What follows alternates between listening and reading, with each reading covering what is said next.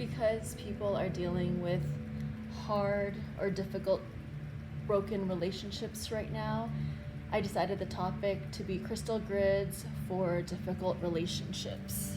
So as always, I'm going to clear my space.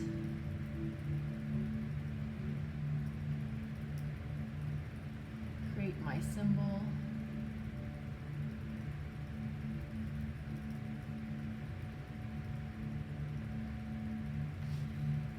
So the crystal grid is just, the simple one is you're gonna have one, for a crystal grid, you're gonna have one stone in the middle. This is the focus stone. Basically, this is the stone for your intention.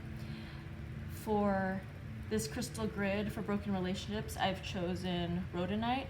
Rhodonite is used for emotional balancing, so I felt it's a good stone because in terms of relationships, you want that emotional balance. Especially since there's so many emotions, different emotions, both parties are going through. And then the next one are the way stones. So the way stones, you can have as many stones as you feel, but the way stones surround the focus stone.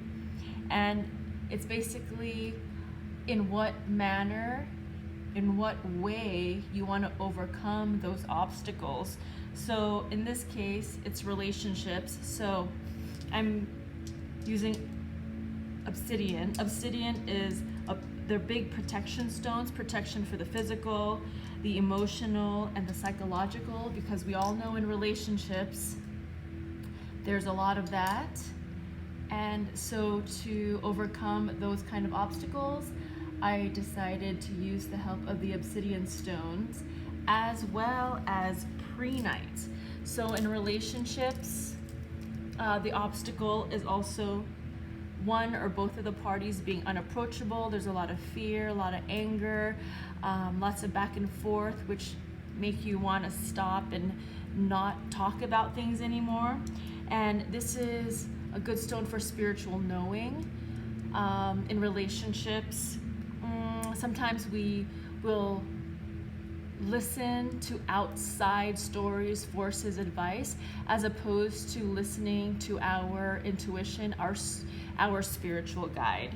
So this gives us or helps us use our spiritual knowing a little bit better, brings us some inner peace, and also clears up some of the toxins that accumulate in your body when you've got broken relationships from all the fighting, from all the anger. So I'm putting this next to the obsidian as also an intermediary way stone. And last, I'm gonna use the labradorite. So labradorite I'm using this as my desire stone. So this is just what's calling me to help you guys out. So labradorite is a stone for deflecting unwanted or undesirable energies. It has a nice little glow to it. It will help you to not be easily influenced or manipulated by other people. So the desire stones are the final universal, it's where the final universal life force helps to accomplish our goal. So I feel that in a lot of relationships, the goal is to create harmony and to deflect anything or all the unwanted negative energy that has accumulated from the fighting or from the relationship. So I'm choosing the labradorite stone, and you just put that onto the outside around the way stone. You have the focus stone, you've got the way stone, and then now I'm putting the desire stones.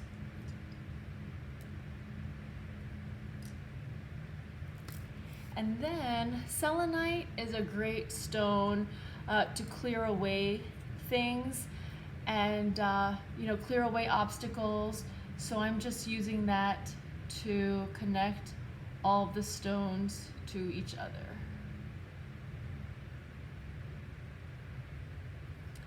And that's selenite. So I hope that helps. As a crystal grid, you can make it smaller, bigger, more complicated, however you want. Sometimes people create crystal grids and they put quartz crystals to connect the different stones. For this intention, I just used the selenite and used energy, unseen energy, to connect the stones. So hope that helps. Thank you.